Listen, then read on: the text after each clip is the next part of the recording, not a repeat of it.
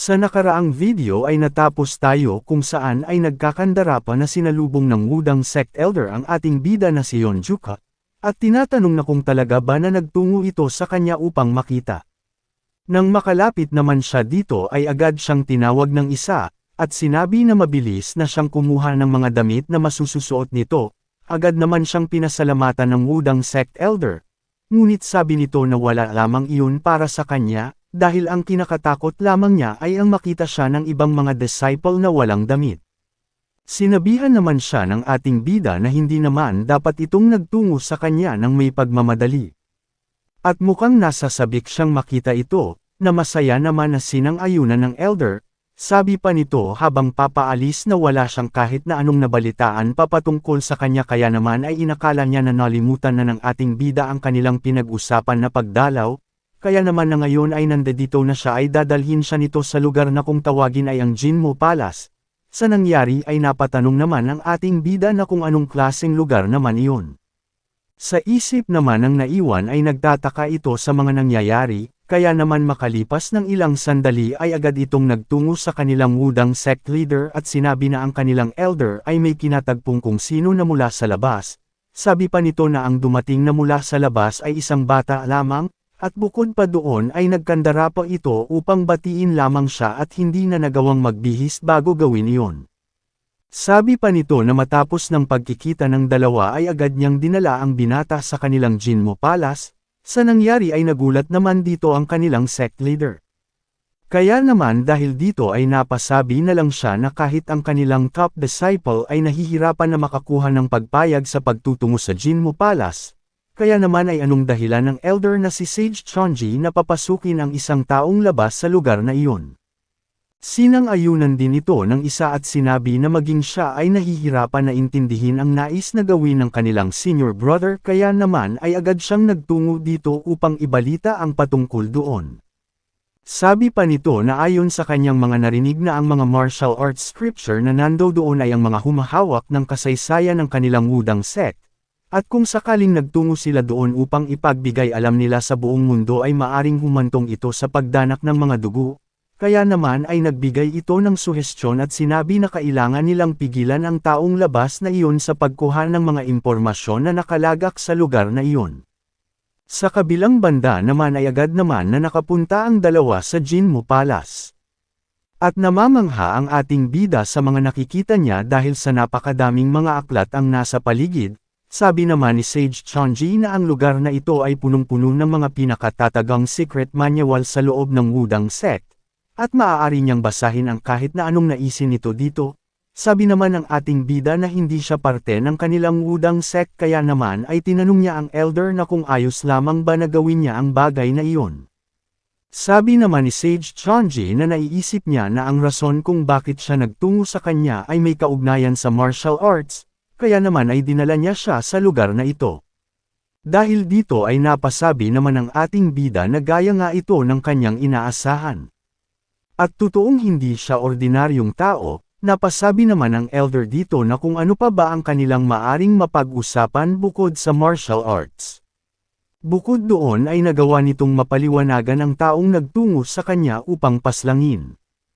At ang nais niya lamang ay sundan din ang kaparehong landas na kanyang tinatahak. Dagdag pa niya na ang lugar na ito ay ang lugar ng nag-uumapo na mga manual na mas makakapagbigay sa kanya ng magandang mga paliwanag kaya naman ay gawin nito ang lahat ng kanyang naisin sa mga aklat na kanyang makikita, dahil dito ay masaya naman na sinang-ayunan ito ng ating bida at sinabi na hinding-hindi siya tatanggi sa nais nito.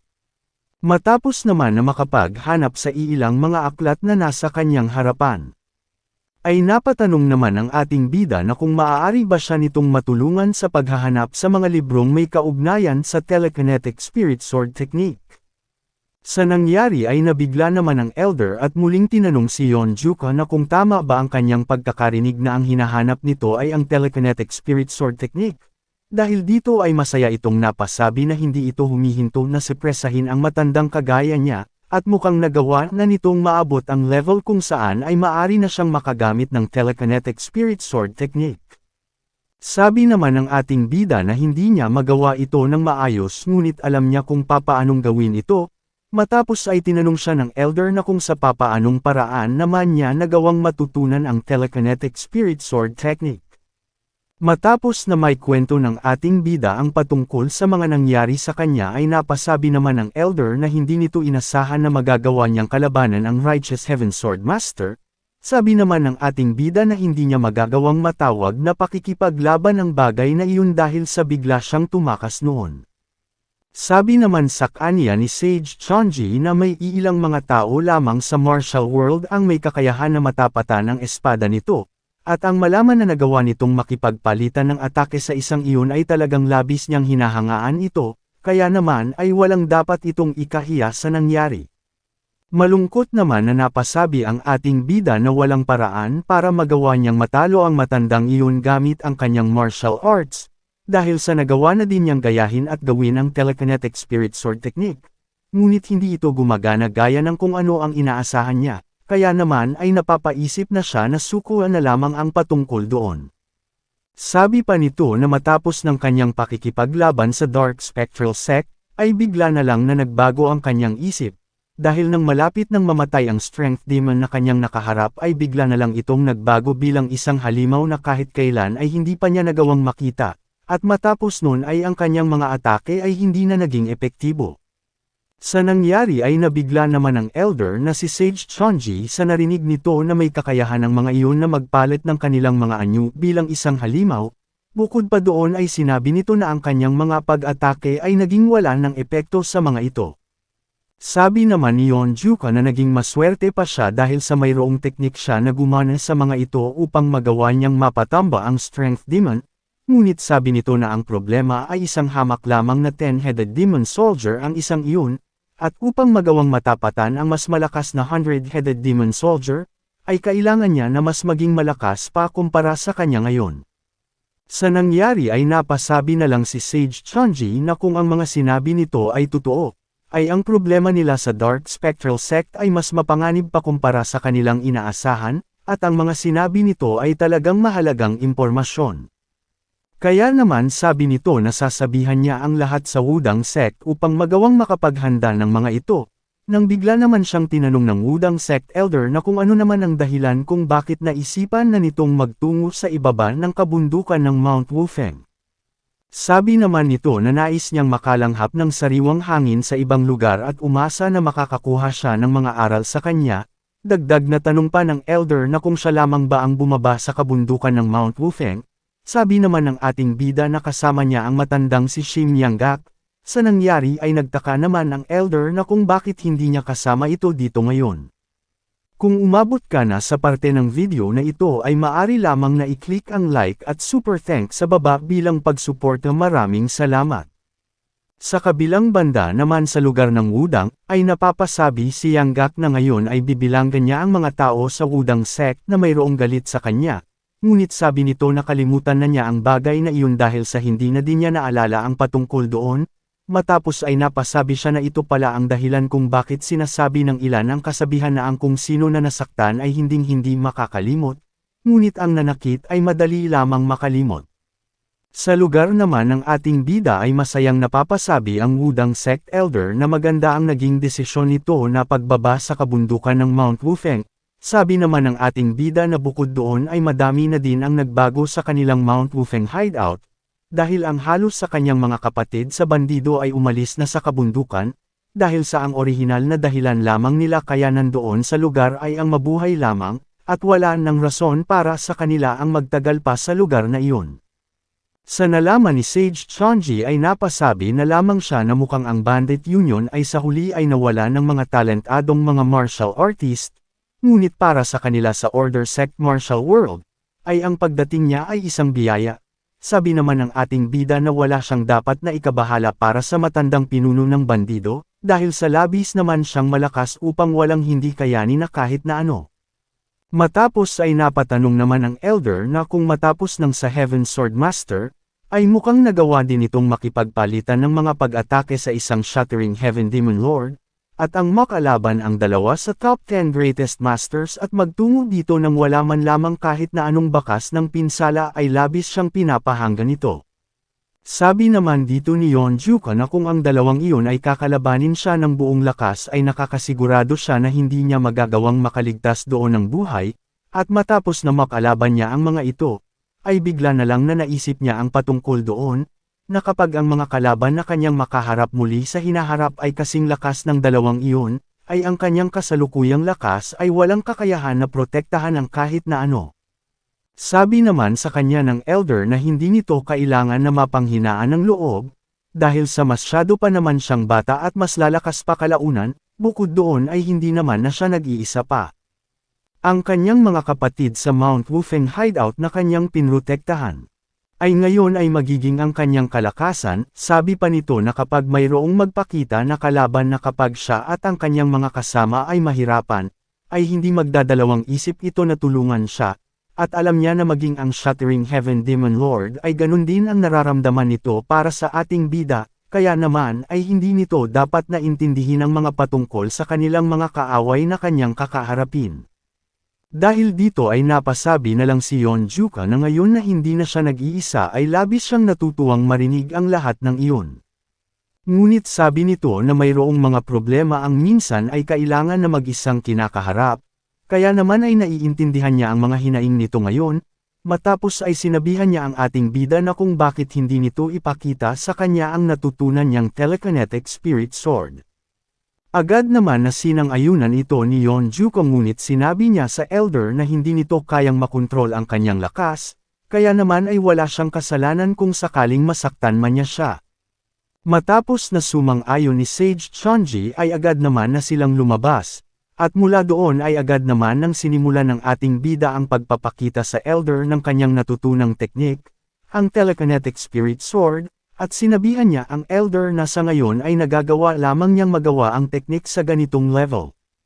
Habang pinagmamasdan naman siya mula sa malayo ni Sage Chunji, ay hindi ito makapaniwala sa kanyang isipan, dahil sa totoong nagagawa nito ang telekinetic spirit sword. Bukod pa doon ay lagpas pa ito sa level sa kung sino na hindi talaga magawang makontrol ang teknik, at hindi ito makakita ng mga kamalian sa mga ginagawa ng ating bida ngayon. Dagdag pa niya na ang batang ito ay ninanais na gumamit ng telekinetic spirit sword ng kasing level ng sa Righteous Heaven Sword Master. Nang bigla naman na muli siyang pinaalalahanan ng ating bida at sinabi na uulitin niya na hindi pa niya kayang kontrolin ito kaya naman ay kailangan niyang mag-ingat. Matapos ay sinabi nito na uumpisahan na niya ang ay-atake ito sa kanya, kaya naman ay agad na din niyang binitawan ito patungo sa wudang sect elder na si Sage Chunji. Ngunit sinabi naman niya dito na wala siyang dapat na ikabahala pa, dahil nang mula nang bumalik siya ng wudang sect, ay itinuon niya ang lahat ng kanyang oras sa pagsasanay, kaya naman ay ipapakita niya dito ang lahat ng kanyang mga natutunan. Kaya naman ay hinding-hindi siya magagawang mapabagsak nito ng ganito lamang kadali. Nang makalapit naman ang atake ng ating bida ay bigla naman na natigilan ito, at bigla na lang na napatanong, na kung anong klaseng kapangyarihan ba ang kanyang nararamdaman ngayon, ngunit matapos na mapatalsik siya ng atake ng ating bida ay bigla naman na may malakas na pagsabog sa kinatalsika ng wudang sect elder. Makalipas naman ng ilang sandali ay agad siyang pinuntahan ng ating bida upang kamustahin, nang makalapit ay sinabihan niya ito na kung hindi niya magawang saluhin ang pag-atake ay dapat ay iniwasan na lang niya ito, kaya naman ay agad siyang humingi dito ng paumanhin dahil sa nangyari. Sabi naman sa kanya ng elder na ayos lamang siya at mas maganda na sa mga bato siya tumalsik dahil kapag nagawa niyang mawasak ang Jinmo Palace ay siya bilang isang sect leader ay mapapatalsik sa lugar na ito. Sabi pa nito na hindi pa din ito tumitigil na lagpasan ang kanyang ekspektasyon sa ating bida ng may labis na laking agwat, at ang kanyang ipinakita na telekinetic spirit sword ay talagang kakaiba at hindi na nito kailangan pa na makakuha sa kanya ng paggabay. Sabi naman sa kanya ng ating bida na ayos lamang ito dahil sa nagbaka sakali lamang siya dito, at dahil sa nagawa na niyang makitang muli ito ay sapat na iyon para sa kanya. Matapos ay sinabi nito kay Yeonjuka na kung saan ang kayang maabot ng kanyang mga mata, ay ang kanyang isip ay agad din nasusunod. Kaya naman ay kung hanggang saan ang abutin ng kanyang isip, ay ganun din ang kaya ng kanyang chi. Ang chi ay nabubuo sa paggalaw ng kanyang isip, kaya naman kapag gumalaw ang kanyang isipan, ay gumagalaw din ang kanyang chi, ito ay umaangat, bumabagsak, naghihiwalay, at nagsasama-sama, at ang lahat ng ito ay nangyayari depende sa kagustuhan ng isipan. Ang isipan ay ang diwa ng chi, kaya naman sa pamamagitan ng pagsasama ng chi sa lahat ng mga bagay, ay ang kung sino ay unti-unting magagawang mamaster ang espada. Makalipas naman ng ilang araw, sa isang ilog sa Wudang, ay napapatanong ang matandang si Yanggak na kung kailan naman kaya bababa sa bundok ang batang si Yeonjuka, dahil sa nagawa na nitong lunudan ang kanyang sarili sa alak kahapon, kaya naman ay wala nang natira pa na magawa kung hindi ang mangisda ngayong araw.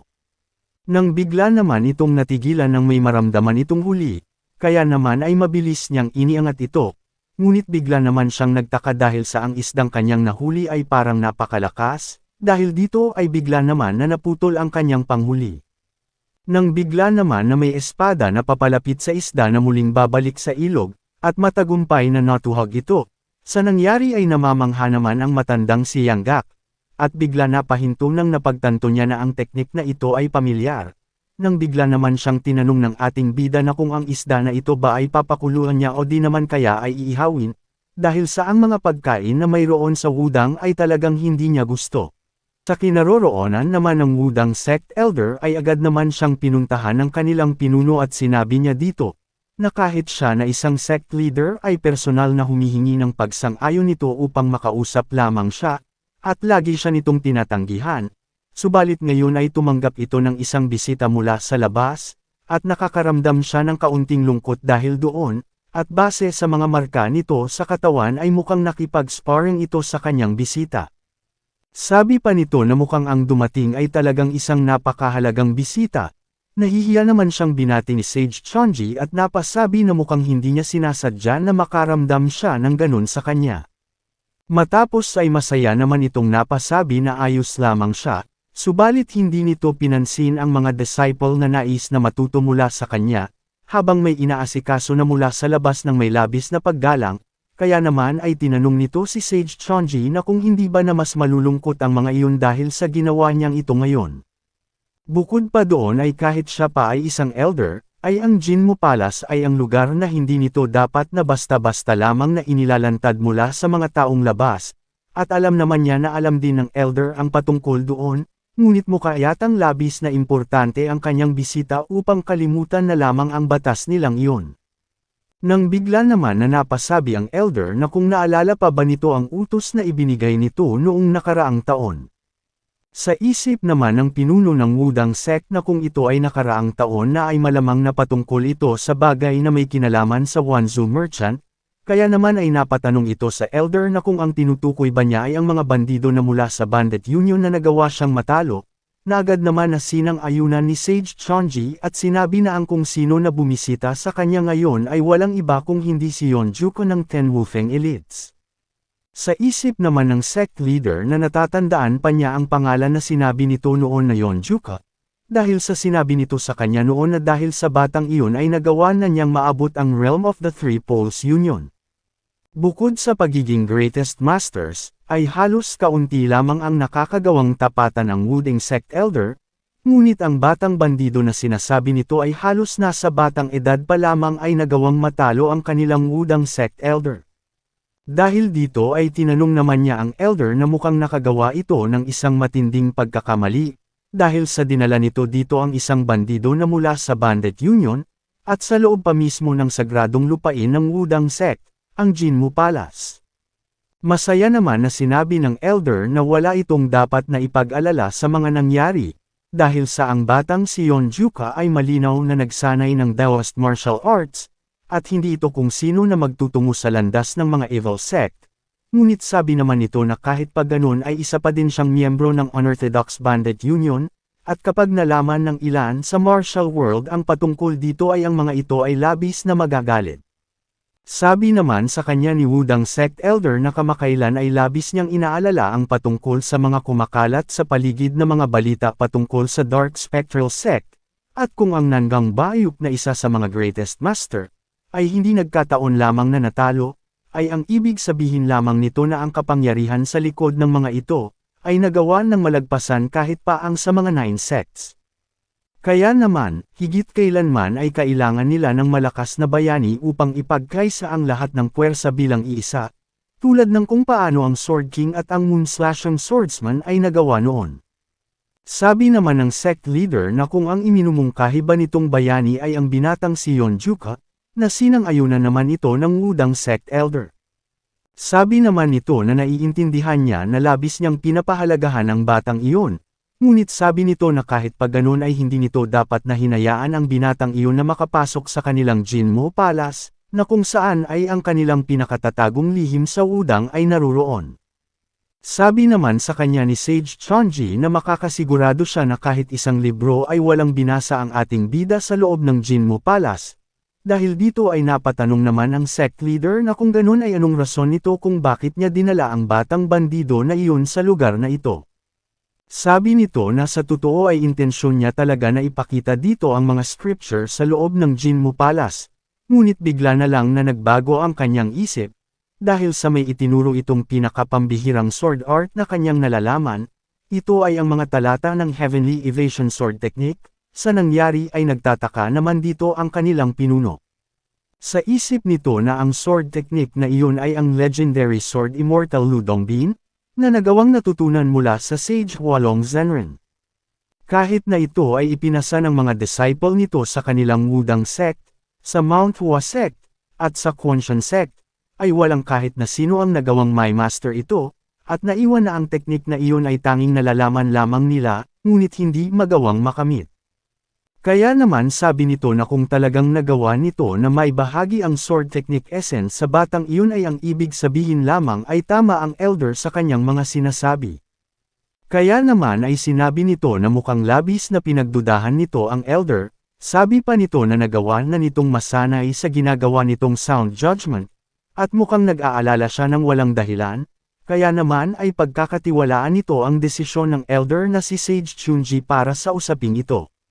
Masaya naman na sinabi nito sa pinuno na mas pag-iisipan nito ang lahat upang magawang makasigurado na walang kahit na anong problema ang babalik sa kanya at sa kanilang wudang sect. Kaya naman dahil dito ay sinang-ayunan na lang ito ng pinuno, at dahil sa matagal-tagal na din mula nang bumaba ito ng kabundukan ay niyaya niya ito na magtiyaan na muna sila habang nag-uusap, na agad naman nitong sinang-ayunan. Kung umabot ka na sa parte ng video na ito ay maari lamang na i-click ang like at super thanks sa baba bilang pagsuporta. Maraming salamat. Hindi alam ng pinuno ng wudang sect na ang Unlimited Shi Sage, na ang ating bida na si Yonjuka ay tuluyan ng nagawang maabot ang level kung saan ay hindi na nito pa kakailanganin na matutunan ang mga itinatagong scripture ng Jinmo Palace. Hindi niya inakala na gamit lamang ang mga talata ng Heavenly Evasion Sword Technique ay si Yonjuka ay ganap nang nakamit ang enlightenment. At dahil sa ang sect leader ay tinatangi at inuuna ang kapakanan ng kanilang wudang sect bago sa kung ano paman, ay ang wudang sect elder na si Sage Chonji ay pinili na lamang na manahimik sa katotohanan, na si Yonjuka ay nasa dulo na ng swordsmanship realm training ng kanyang telekinetic spirit sword technique, at matapos na magawang marinig ang mga talata at magtungo sa estado ng pagkaunawa, ay parang nagawa na nitong naabot ang enlightenment.